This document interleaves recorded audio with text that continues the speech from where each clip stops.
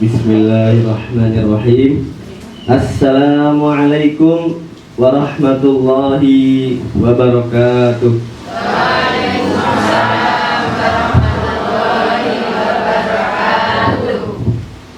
Innal hamdalillah nahmaduhu wa nasta'inuhu wa nastaghfiruh wa na'udzu billahi min shururi anfusina wa min sayyiati a'malina may yahdihillahu fala mudhillalah wa may yudlilhu fala hadiyalah. Asyhadu an la ilaha illallah wa asyhadu anna Muhammadan abduhu wa rasuluh la nabiyya wa la rasula ba'dah. Qala Allah ta'ala fil Qur'anil Karim, a'udzu billahi minasy syaithanir rajim. Bismillahirrahmanirrahim. Ya ayyuhalladzina amanu taqullaha haqqa tuqatih wa la tamutunna illa wa antum muslimun. Wahai orang-orang beriman, bertakwalah kalian kepada Allah Subhanahu wa taala dengan sebenar-benarnya takwa, dan janganlah kalian mati selain dalam keadaan muslim. Bapak Ibu yang dirahmati oleh Allah Subhanahu wa taala, patut kita syukuri atas semua yang telah diberikan oleh Allah Subhanahu wa taala dengan kata alhamdulillah. Amin.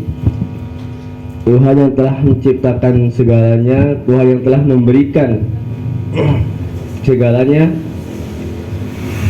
Seperti pada pagi hari ini Allah berikan kepada kita hujan. Allahumma shayban nafi'an, Allahumma shayban nafi'an, Allahumma shayban nafi'an. Ya Allah, jadikanlah hujan menjadi rahmat. Hujan itu berarti rezeki buat kita semua. Terkadang memang manusia ketika diberikan hujan kadang mengeluh, dan ketika tidak diberikan kadang juga mengeluh, ya Allah, mengapa hari ini panas banget ya Allah, nggak hujan-hujan.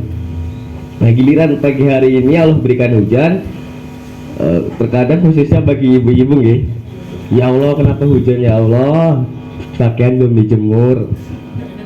Ada yang pakaian baru dijemur, ya Allah kok hujan sih, padahal kan baru jemur pakaian. Nah itu, nah, janganlah kita kufur atas nikmat-nikmat yang telah Allah berikan kepada kita semua. Memang itu termasuk dari cobaan bagi kita, dan yang kita harus lakukan adalah tetap bersyukur atas nikmat yang Allah berikan. Salawat serta salam tak lupa pula kita curahkan kepada junjungan kita Nabi besar Muhammad sallallahu alaihi wasallam. Atas perjuangan beliau kita masih bisa menghadiri acara pada Jumat pagi ini. Atas perjuangan beliau pula Islam dapat tegak setegak-tegaknya hingga saat ini. Bapak Ibu yang dirahmati oleh Allah Subhanahu wa taala, di sini kita sama-sama belajar, karena saya juga masih banyak belajar gitu. Saya masih belum dikategorikan sebagai ustadz, karena juga saya masih kuliah semester awal. Jadi di sini kita sama-sama belajar. Sebelumnya mohon maaf apabila mungkin nanti banyak sekali kata-kata yang susah dipahami, dan juga banyak sekali kesalahan, mohon dimaafkan gitu. Bapak Ibu, semua makhluk yang diciptakan oleh Allah Subhanahu wa taala itu dibagi menjadi dua macam. Yang pertama itu ada makhluk yang gaib atau al-gaib, yaitu makhluk yang tidak dapat dilihat oleh panca indera manusia gitu. Dan yang kedua ada makhluk yang nyata atau bisa disebut dengan asyahadah, dan itu sebaliknya dari pada makhluk gaib.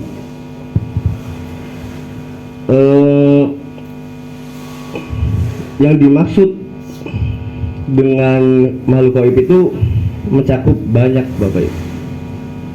sesuatu yang telah terjadi lampau, seperti kisah-kisah Nabi, seperti peristiwa-peristiwa yang sudah terjadi, itu pun dapat dikategorikan sebagai sesuatu yang gaib. Dan sesuatu yang akan terjadi besok ke depan pun itu juga dinamakan gaib. Ya.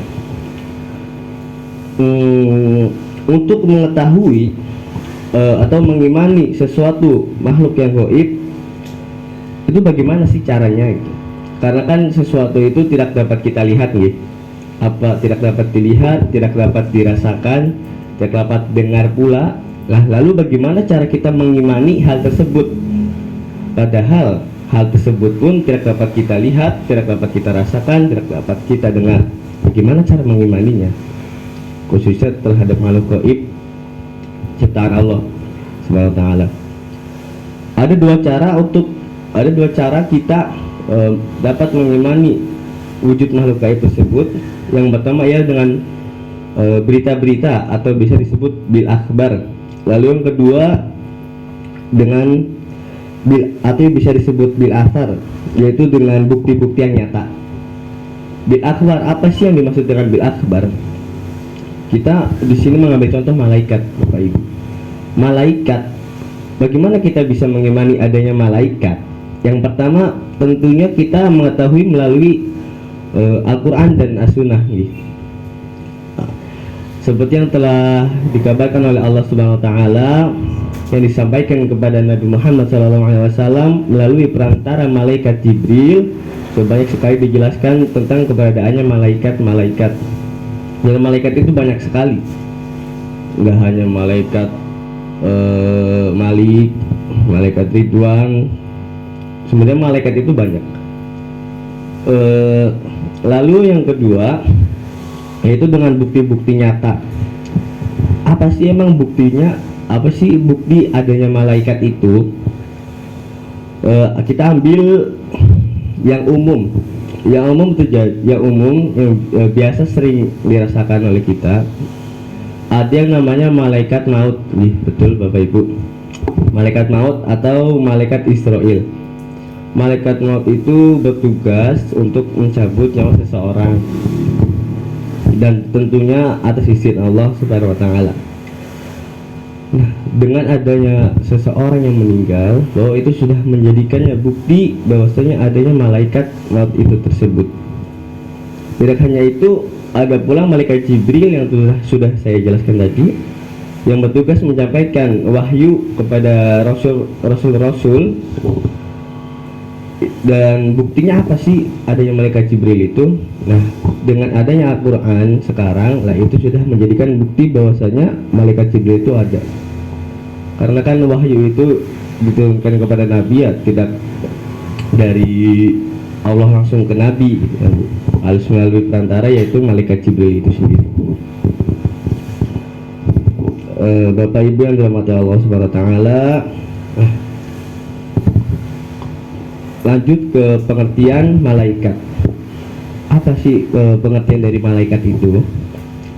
Malaikat atau malaikah itu bentuk jamak dari kata al-malak yang berasal dari masdar al-alukah yang artinya ialah ar-rasul atau pesan arisalah, arisalah yang artinya adalah pesan, dan yang membawa pesan tersebut biasa disebut ar-rasul.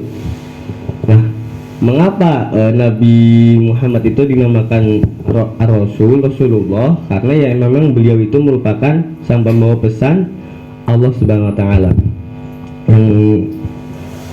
Pesan pembawa pesan Allah dan diberitakan kepada kita semua.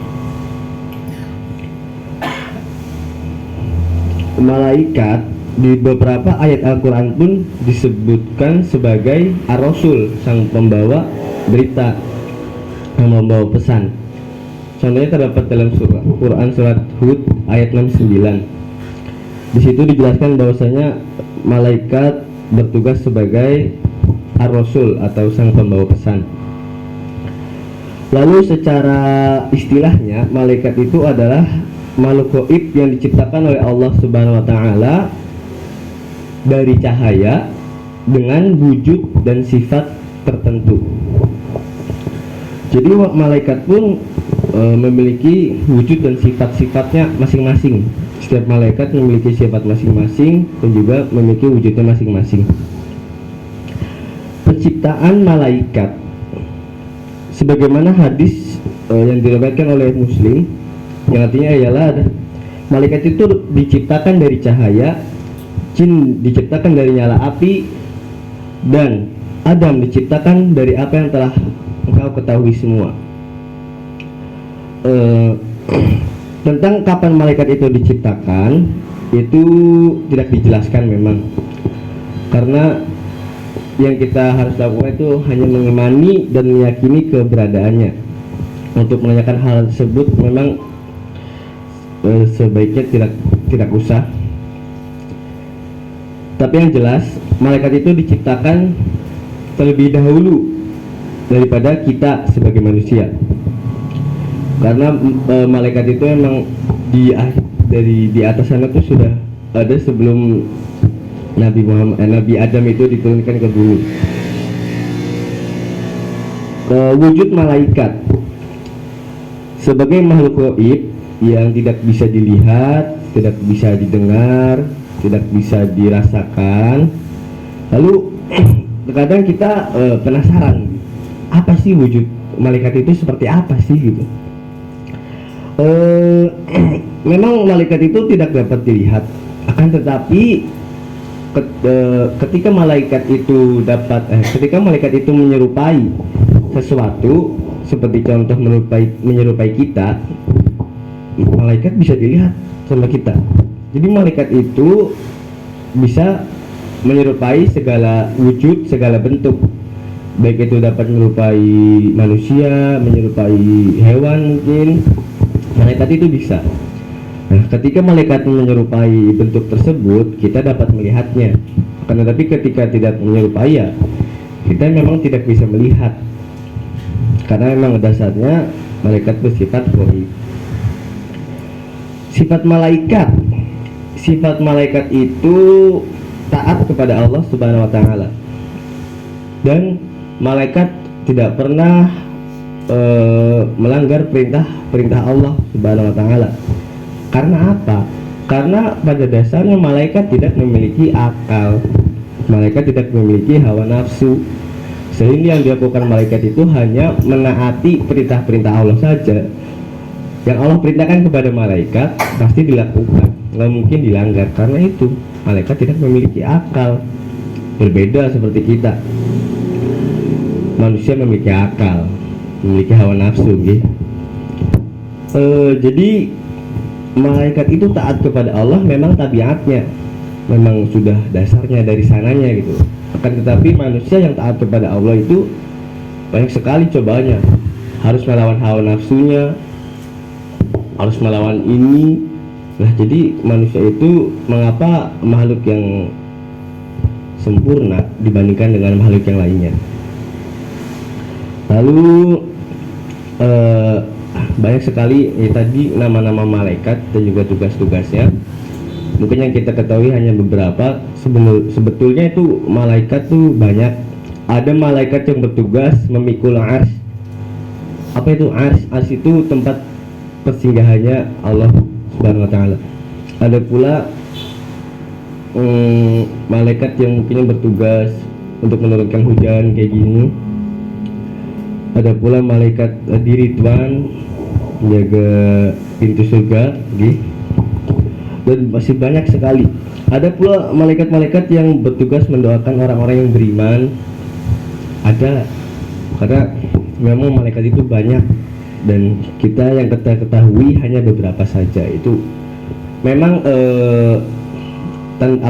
jelasnya itu nggak tahu seberapa, cuma intinya itu hanya yang kayak kita ketahui, banyak malaikat itu.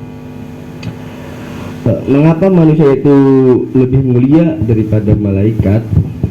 Banyak sekali alasan-alasan yang mendukung pernyataan ini. Manusia lebih sempurna dibandingkan malaikat.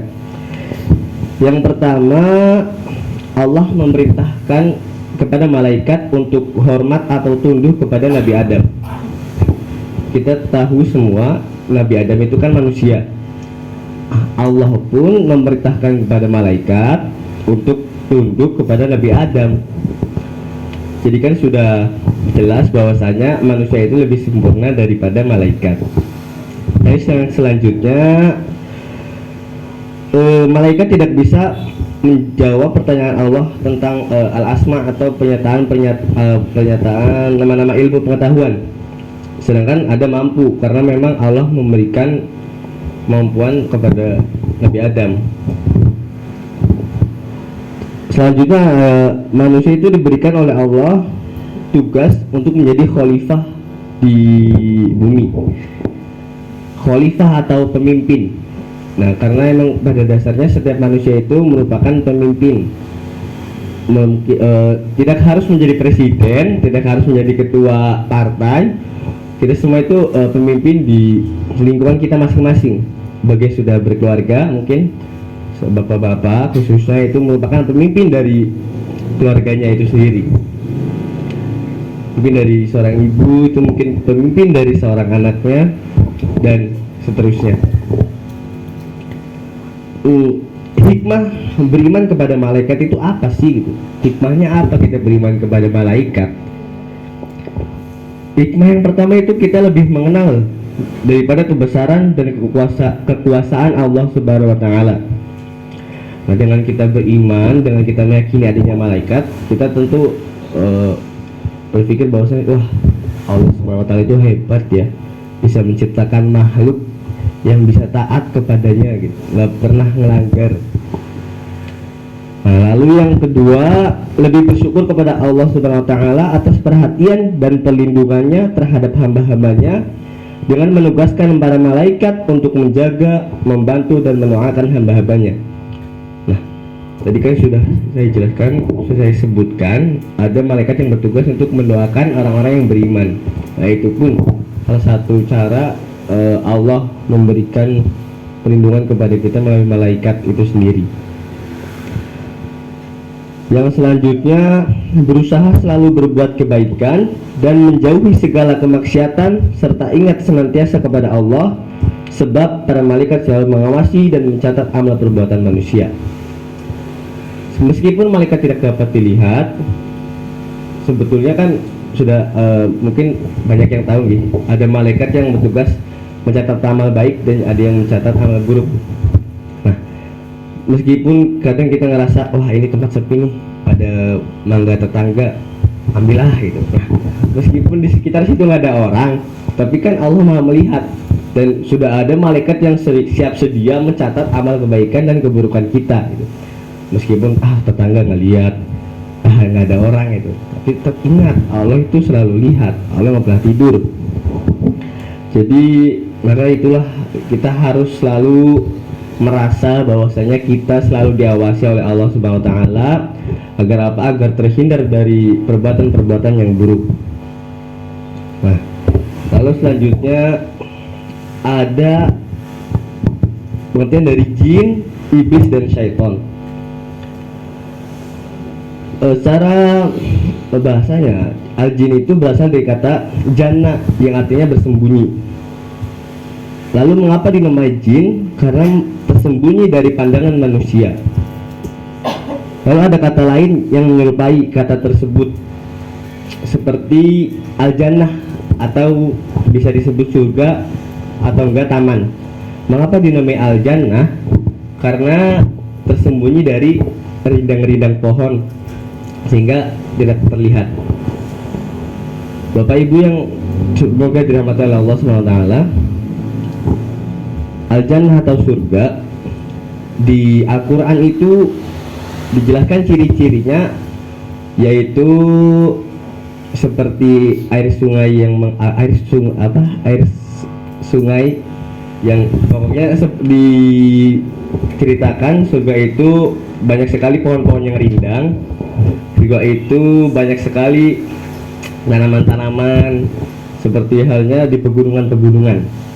Lalu mungkin ada beberapa orang yang berpikir, orang mau sih masuk surga, padahal kan Al-Quran dijelasinya bahwasanya surga itu cuma pohon-pohon saja gitu. Surga itu cuma air susu yang mengalir, Itu kan di Wonosobo banyak, itu kan di Sarangan ada. Lalu kenapa kita mau masuk surga sedangkan di sini juga ada gitu kan? Ada orang yang berpikir seperti itu. Al-Quran itu kan diturunkan sudah lama nih, sudah lama sekali. Nah, mengapa surga itu didefinisikan, diartikan seperti itu? Karena kan dulu itu hal tersebut tuh ditujukan kepada orang-orang zaman dahulu. Nah, Islam itu kan pertama kali di daerah Timur Tengah.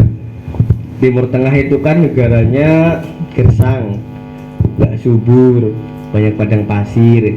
Untuk hal-hal kayak gitu, sungai itu kan bagi orang di Timur Tengah itu merupakan hal yang bagus nih, sejuk nih gitu kan. Nah itulah alasan mengapa surga itu, al-jannah itu didefinisikan itu seperti itu, seperti pohon-pohon yang rindang, seperti air susu sungai yang mengalir gitu kan. Karena kan bagi orang Timur Tengah sana itu hal tersebut itu merupakan hal yang istimewa gitu. Itulah alasan mengapa al-jannah itu didefinisikan seperti itu. Kembali kepada jin tadi. Lalu yang selanjutnya itu adalah iblis. Iblis itu berasal dari kata ablasa, yang artinya adalah putus asa. Mengapa dinamai iblis? Karena iblis itu putus asa terhadap rahmat atau kasih sayang Allah Subhanahu wa taala. Lalu yang terakhir syaitan. Mengapa dinamai syaitan? Syaitan itu kan artinya kan menjauh nih. Mengapa dinamai syaitan? Karena menjauh dari kebenaran, menjauh dari perintah-perintah Allah, menjauh dari kebenaran. Bapak Ibu yang saya hormati, waktu itu saya pernah di kelas ada yang bertanya, lalu syaitan itu kalau kuntilanak kayak pocong itu termasuk syaitan bukan sih gitu kan? Ada yang bilang seperti itu. Jadi gini Bapak Ibu, syaitan itu sebenarnya pada dasar itu sifat. Syaitan itu sifat, jadi bukan wujud. Syaitan itu sifat. Karena syaitan itu kan terdapat dalam golongan bangsa jin dan golongan manusia. Nah, manusia yang sifatnya tidak bisa, sifatnya yang kurang ajar mungkin ya, mohon maaf, yang sifatnya kayak gitu bisa kan kita sebut setan juga. Kalau kan ada orang marah-marah, wah setan kamu lah, itu kan setan juga berarti ya. Nah, lalu bangsa jin pun ada yang memiliki sifat setan kayak gitu, sifat yang mungkin kurang baik, sifat yang jarang sekali melakukan kebaikan, sifat yang mungkin lebih suka menghasut yang lain untuk melakukan keburukan gitu. Nah, jadi setan itu adalah sifat dari bangsa goib pun ada yang memiliki sifat setan, dari manusia pun ada yang memiliki sifat setan. Mungkin ada tetangga nyinyir gini, oh ini. Nah, itu pun bisa dikatakan sifat setan. Lalu kuntilanak itu, pocong itu apa sih? Kok bisa ada gitu? Nah, sebenarnya kuntilanak, pocong itu kan udah tradisi kita di Indonesia khususnya. Di Indonesia kan udah terbiasa namanya setan itu pocong. Jadi itu tuh mengapa bisa terwujud hal tersebut? Masa bisa ada pocong kayak gitu tuh karena memang sugesti kita aja. Kalau di luar negeri itu nggak ada Bapak Ibu pocong, itu nggak ada. Adanya di satu lebih gaul lagi setannya, vampir, pakainya jas. Nah kalau di sini kan pakainya kain kafan, kotor gitu kan, nggak gaul gitu setannya. Sebenarnya itu hal tersebut nggak ada. Itu tuh hanya mereka tuh bangsa jin yang menyerupai gitu kan. Jadi yang namanya kuntilanak sebenarnya nggak ada. Bapak Ibu yang dirahmati oleh Allah SWT, seperti yang sudah tadi dijelaskan, jin itu, setan pun tadi kan termasuk daripada jin. Jin itu ada yang baik, ada yang buruk gitu. Nah, jin pun ada yang beriman kepada Allah, ada yang tidak gitu. Jadi hampir sama seperti kita gitu sebenarnya. Jin yang tidak baik itu bisa dikatakan setan tadi itu kan, ada yang biasa dikatakan iblis. Jin yang baik itu kan biasanya kita katakan jin muslim gitu kan. Banyak sekali kasus-kasus di suatu kesurupan nih. Biasanya kan ada saya gitu kan, siapa ini? Saya ini, saya jin ini gitu. Saya muslim kok. Kan ada juga beberapa kasus kesurupan yang kita bacain surat tapi jinnya malah menyambungkan surat tersebut. Kan banyak gitu. Kita bacain surat ayat kursi misalkan, jinnya ada yang hafal gitu. Saya juga hafal kok gitu. Nah, karena emang jin itu ya nggak jauh beda sama kita sih.